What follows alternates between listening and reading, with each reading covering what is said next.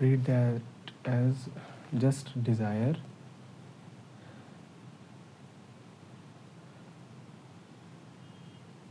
just desire, restlessness.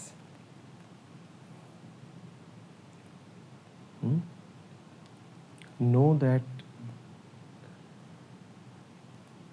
all desires are anyway a movement into restlessness.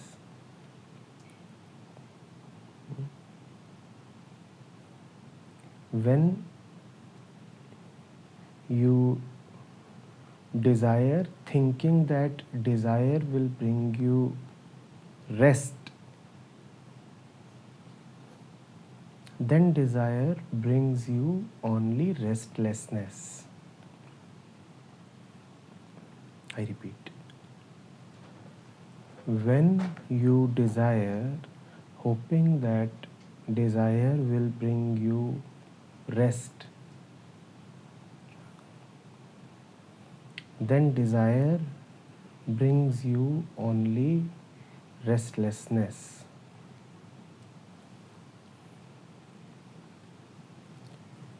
And when you are all right with yourself and demand no rest for yourself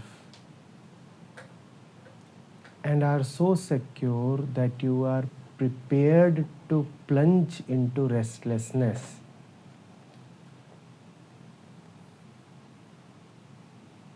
then no desire harms you.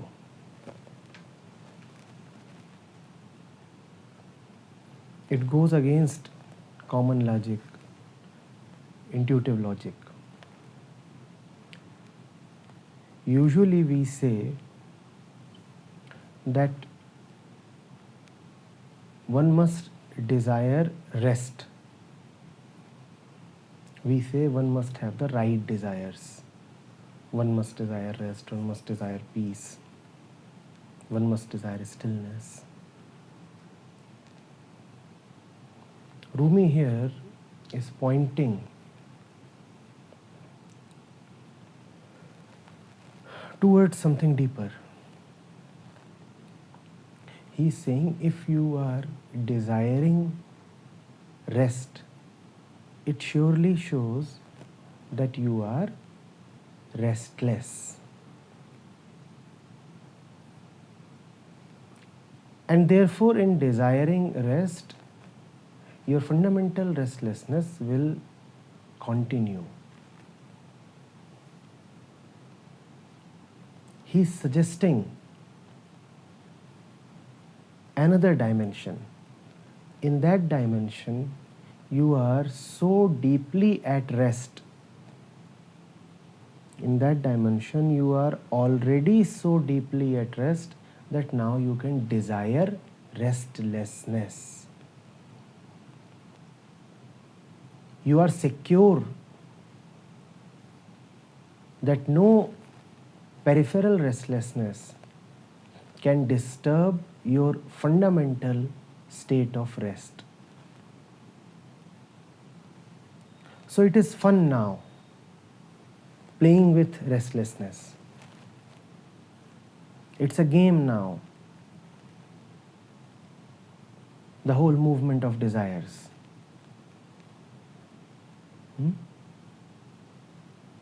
The really secure one, the really still one, will invite turbulence,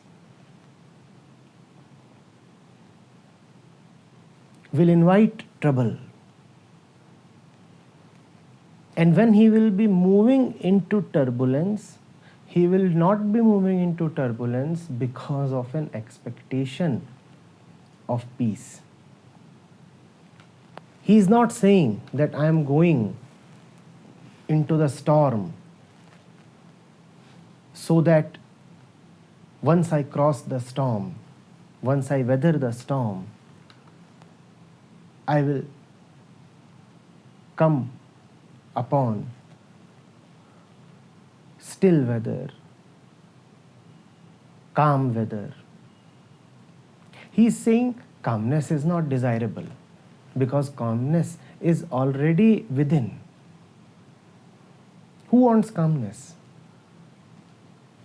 He is not saying that turbulence is a means, a method to come to calmness.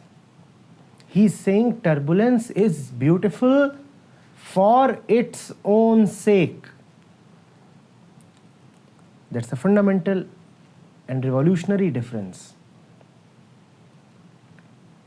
All of us willingly, unwillingly enter turbulence, enter the world of desires.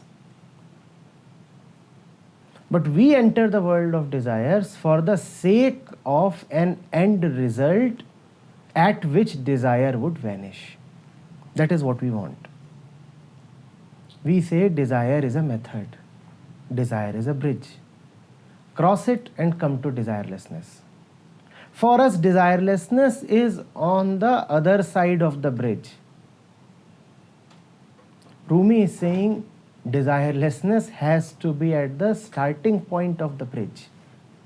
Desirelessness has to be this side of the bridge. It's strange. It defies our logic and experience. What he is saying is, firstly, know that you are all right, and knowing that you are all right, go ahead and invite trouble. Firstly, know that you are all right, and knowing fully well that you are all right, now go ahead and invite trouble. Of course, only now can you invite trouble because now you know that no trouble can harm you. And how does the common man live? He starts from the wrong place firstly. He doesn't start from the point, I am all right. He starts from the point, I am incomplete. I am hollow. I need something. And then he says, let me now use desire to reach completion. Let me now use desire to reach all rightness. For this man, desire is a torture. Because he is not desiring desire itself. He is using desire as a bridge. And if bridges are too long,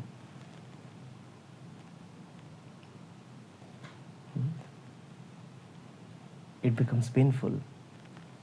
One is always attempting to cross over. One never gets into a bridge. One never comes to a bridge to permanently stay on the bridge.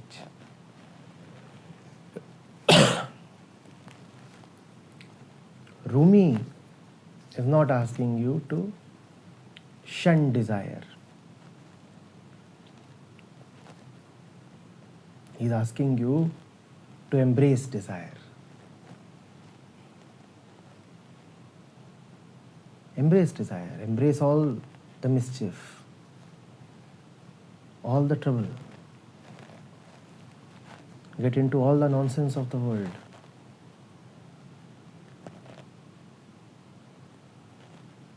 Pick up a street fight.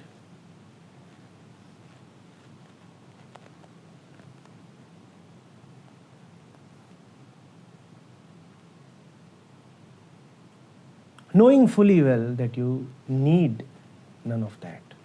Knowing fully well that the result of what you are doing is immaterial. Only then, only then, only then. Otherwise, you are not qualified to brave the world. Otherwise, you are not qualified to get entangled with the world.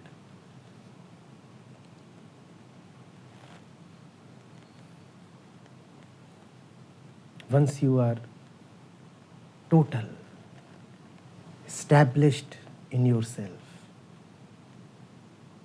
then, like Krishna, all the colors,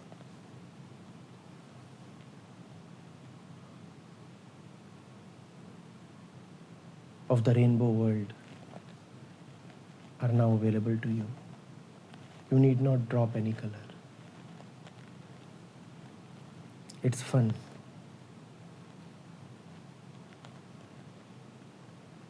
It's sport.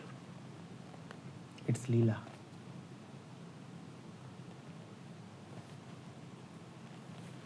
Now your desire need not carry even a facade of logic. Unabashedly, you can announce the most stupid of desires. You are under no pressure now to justify yourself, because you are already just. Why to justify yourself? To be just is to be proper, to be right, to be all right.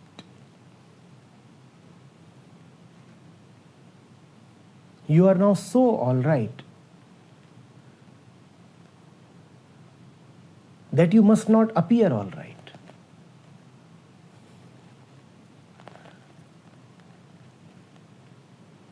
Otherwise, it would be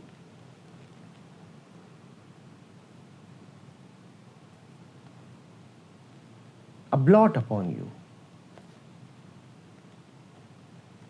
The one who is really high must not appear so high.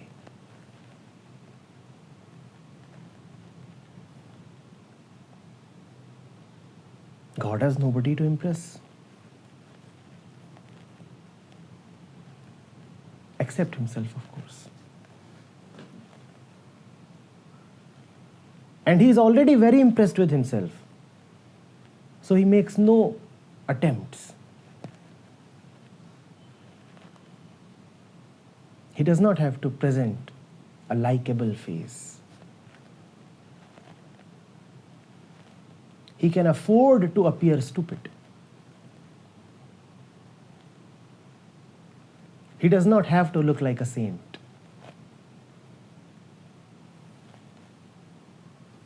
He can afford to play the Saturn. He does not have to be a renunciate or abstemious.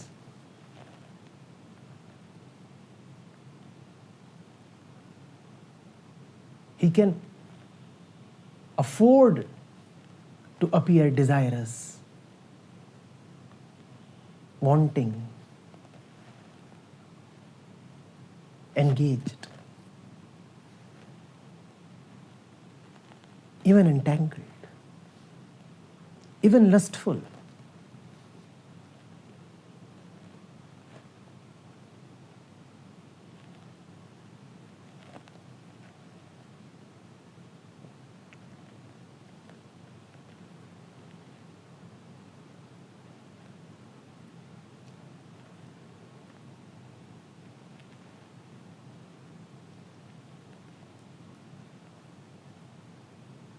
Appear. Appear.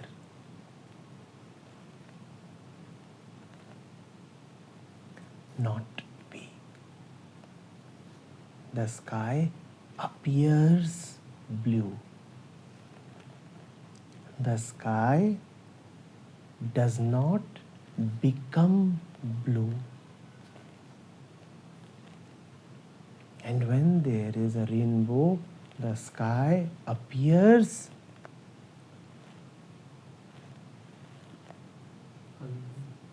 so many colors. But the sky does not take on any of those colors.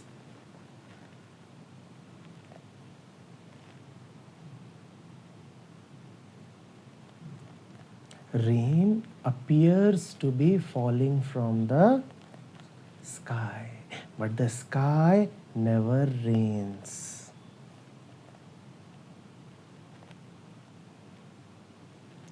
Day and night appear to be the faces of the sky. But the sky never has any face.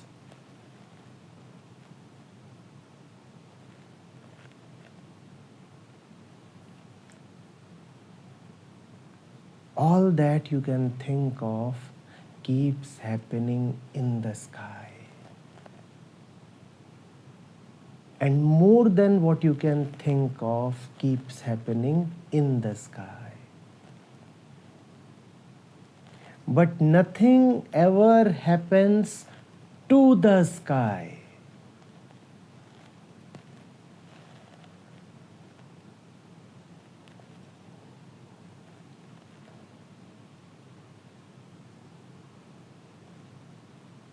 So many birds fly in the sky. But no bird ever flies to the sky. It may appear that a bird is rising to the sky, just appear.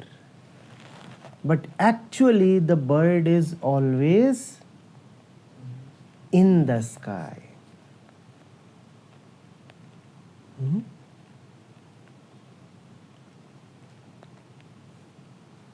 And the sky has great fun. They say the sky never changes. We see the sky does nothing except change. Have you ever seen the same sky twice?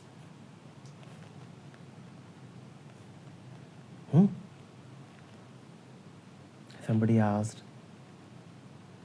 have you ever crossed the same river twice? I'm asking, have you ever seen the same sky twice?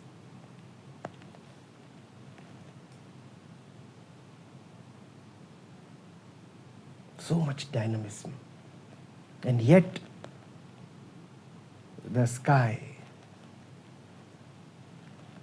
even figuratively, is the utmost symbol of stillness.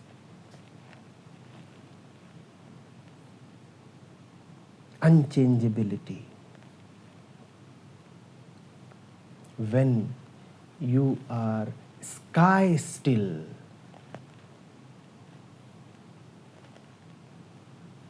then go ahead and desire.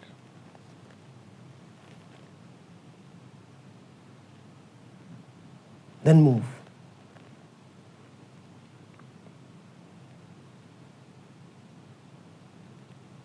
The Upanishads wonder about the truth.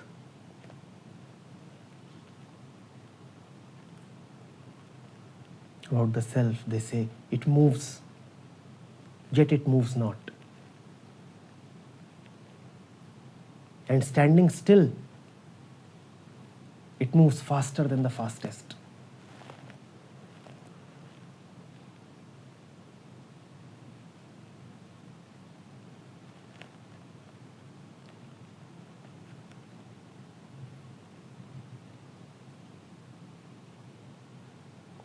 Spirituality is not about somehow passing your life. Spirituality is not about believing that the world is a hostile place in which you have accidentally landed.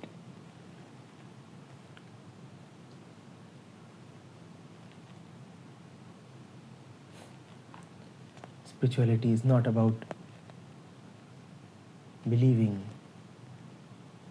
that you are in a poor and ugly hospital full of patients and germs and bacteria and pathogens of all kinds. So you must keep washing your hands and you must not touch anybody. And you must just avoid.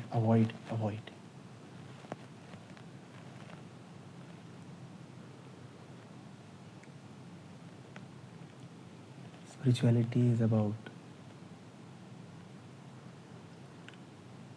surrendering to that which cannot be diseased.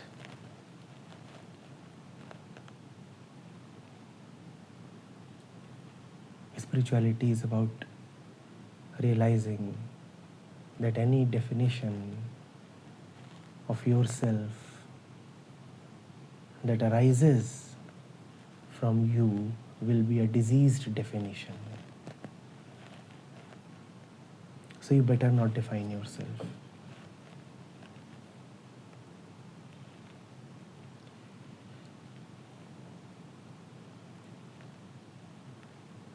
Not defining yourself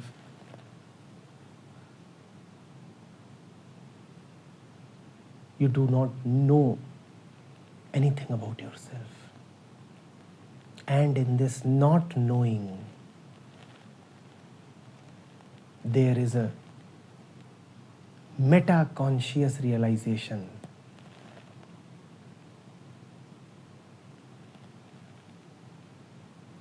that you are not sick, not even healthy, that your health transcends the word health.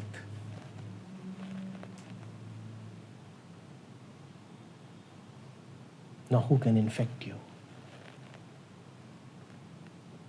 Now who is powerful enough to make you fall sick?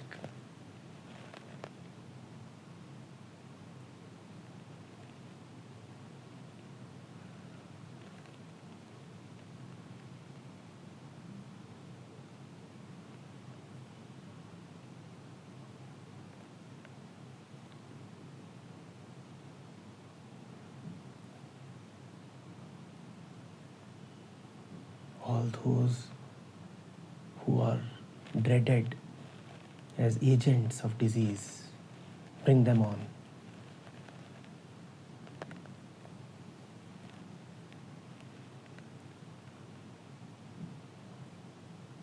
Maybe my touch will turn them healthy.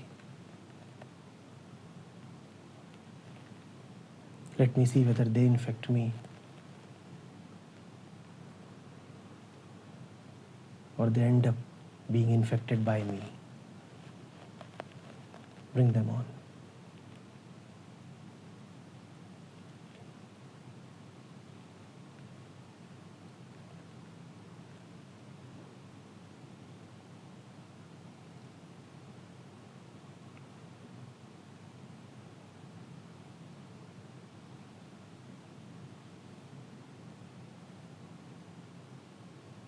There are many stories about the Buddha.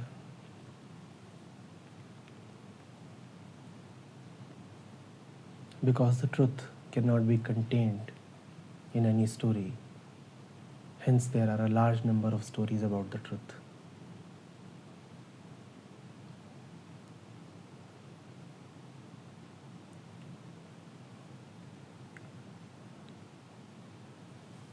So a few of the Buddha students had gone begging for food. That was their daily ritual. Go, get some bhiksha.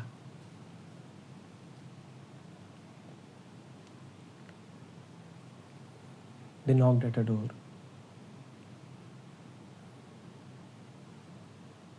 A beautiful girl lived there.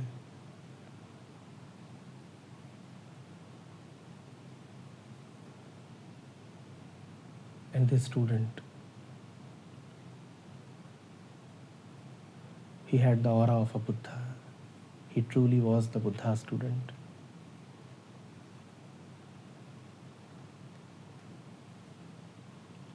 His face had beauty, his eyes had beauty, his entire body had a radiance that is commonly not found in bodies.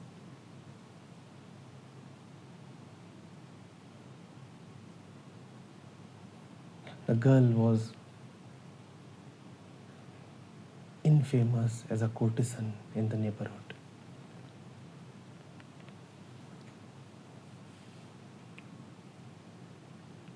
She was taken as a woman of a bad repute.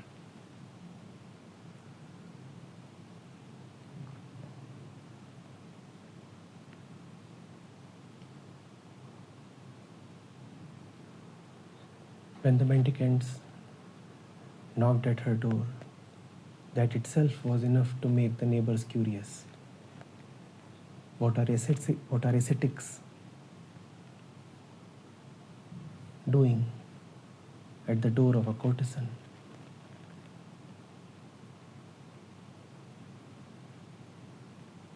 And then she came out and she looked at the one who had knocked, and she fell for him immediately.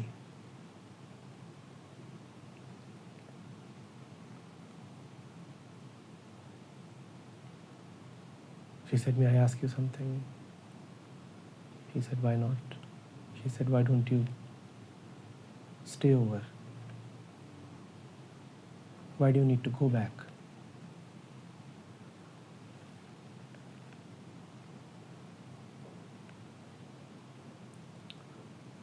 The student said, "Personally, I'm all right with everything.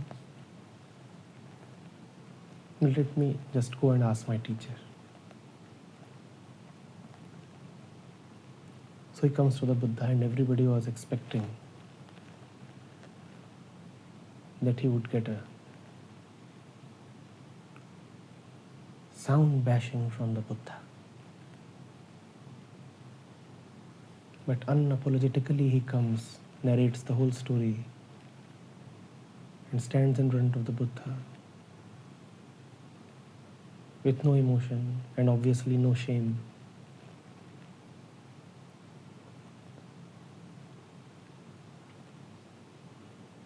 And the Buddha says, "Go ahead."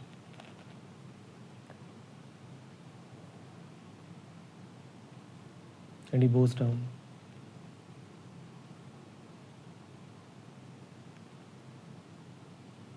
And leaves for the girl's house. The other students, they all surround the Buddha. They are amazed, curious, actually resentful.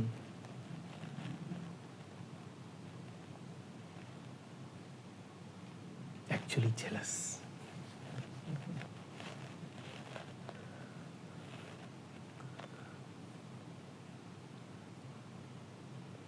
So they say, first of all, you didn't rebuke him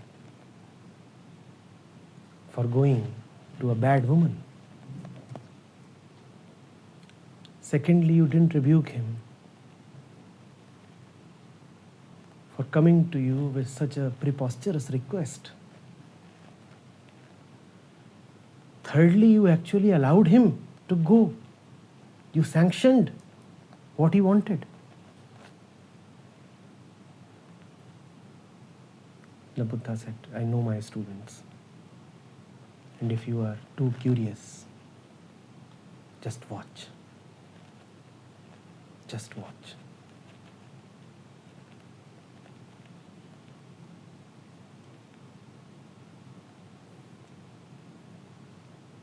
This monk now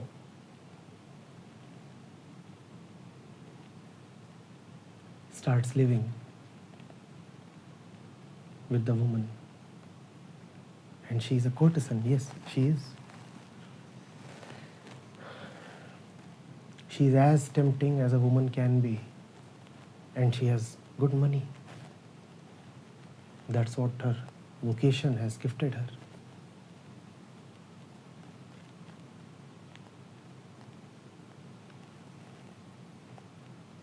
Till the last day, he was a monk, bearing all the austerities. And the next day, he is in the middle of a sea of affluence and desires. And the girl too can't believe her luck.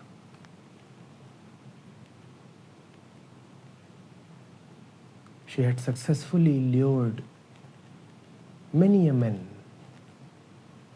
but she had never expected that one of Buddha's students could be so easily attracted. He starts living with her.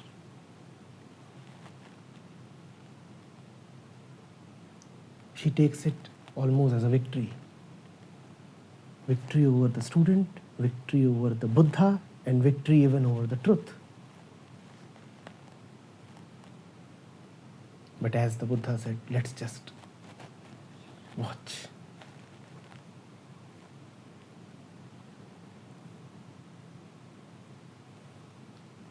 She tells him to go and wear some fine clothes. She says, give up this attire of a monk.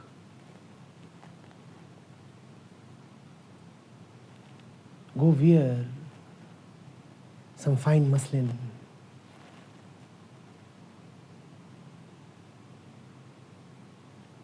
Put on an expensive turban. Apply the finest perfume. He says, fine. No resistance. Just as he's saying it's fine, a fallen leaf is blown from one corner of her courtyard to the other corner, as if both events are just the same.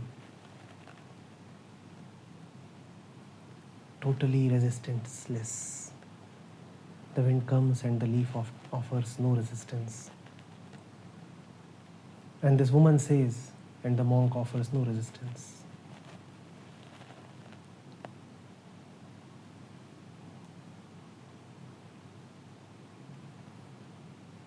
He's a monk.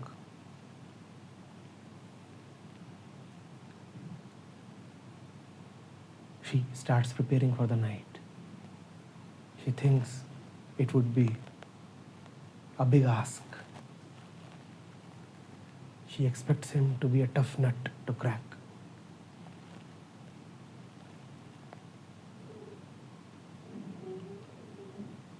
She even rehearses her seductive tricks. It's a monk to be seduced tonight. I must cast an especially charming spell.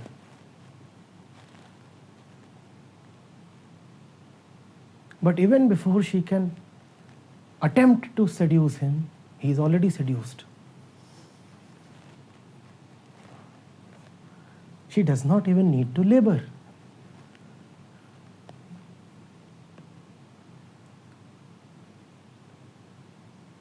She walks in like a seductress, and he asks, do you want me to take off my clothes? Now this should have been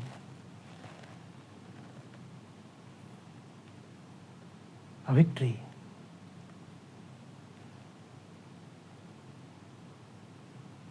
But it hit her as scary.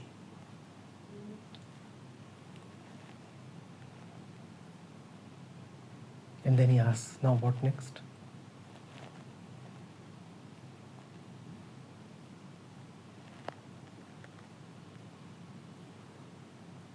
And the days start passing like this. He eats what she offers him to eat. He goes where she bids him to go.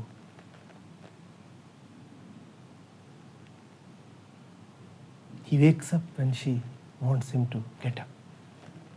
He goes to sleep when she says it's time to go to sleep. He just does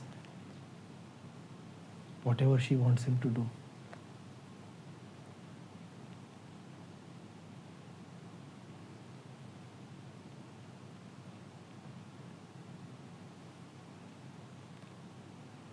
Maya is all over him. And he is nowhere to be affected by Maya. a strange thing. Maya is all over him and he is nowhere. That frustrates Maya. He has to be somewhere so that she can be all over him, but he is nowhere. He is just gone, disappeared. As if there is nobody called the monk.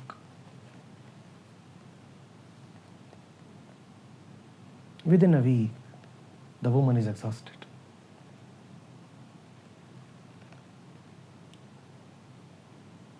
She says, "You are a corpse. You are dead. In fact, you are worse than dead. You are so totally gone that you are not even a corpse. And no woman can make love to a corpse. So go. Because you are already gone, so go." And he says, "As you say. One day you asked me in, I came. Today you want me out, I go. Who am I anyway?"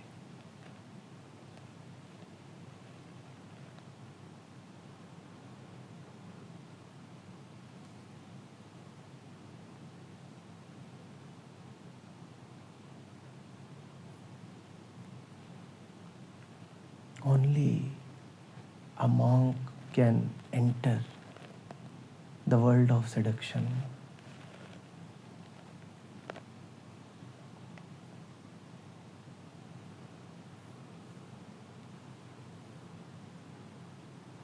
The others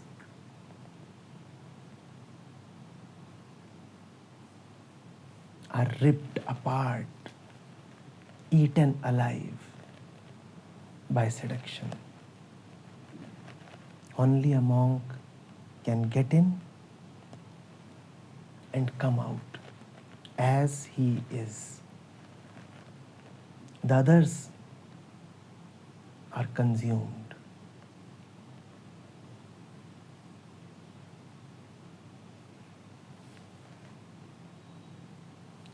So Rumi is asking you to play with desires, but before you play with desires, find a Buddha for yourself.